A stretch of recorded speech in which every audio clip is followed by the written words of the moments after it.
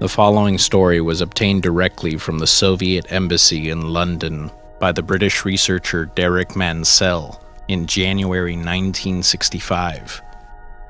The report originated with the Moscow Aviation Institute, and a brief account was first published in the West by Alberto Fenoglio in 1962.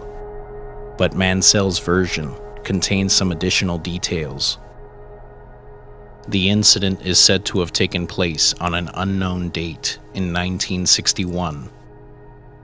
According to the report, an Antonov An-2P mail plane took off from an airfield at or near Sverdlovsk, bound for Kurgan, with 7 people on board. About 80 to 100 miles from Sverdlovsk, just after the pilot had communicated with ground control, the aircraft disappeared from the radar screen. Ground control tried unsuccessfully to regain communications, so a search was launched involving several helicopters and a large detachment of troops. Since the captain had radioed a position during his last communication, it did not take too long to recover the plane. The aircraft was found in a small clearing in dense forest, completely intact. There was no way it could possibly have landed there, and the authorities stated that it looked as if the plane had been put down gently from above. But most puzzling of all was the fact that there was no sign of anyone on board. All the mail was intact, and when the engine was tested, it started first time.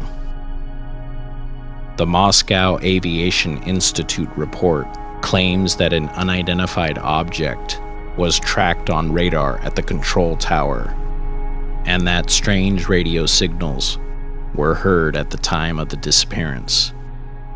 No marks or footprints were found at the site, but according to Fenoglio's version of events, a 30-meter wide, clearly defined circle of scorched grass and depressed earth was found at a distance of 100 meters from the aircraft.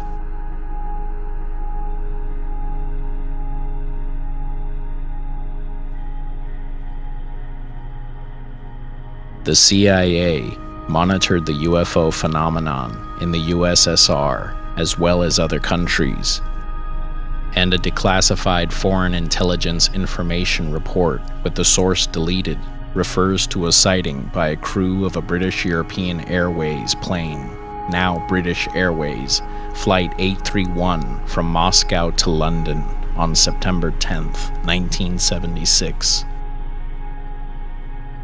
Between 1800 and 1900 hours, the aircraft was cruising at an altitude of approximately 33,000 feet, apparently inside the border of Lithuania, when a blinding, single-source, constant intensity and stationary light was observed off the starboard flight path of the aircraft.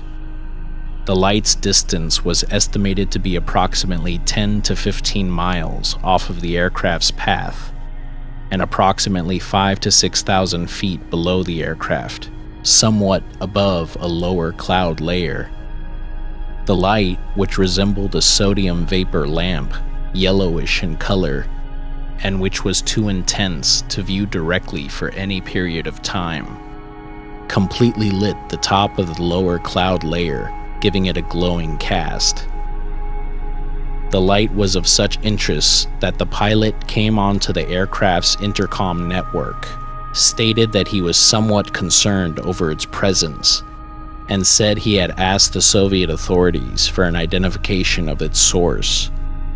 The Soviet authorities came back with a negative identification response, suggesting that he should not ask questions.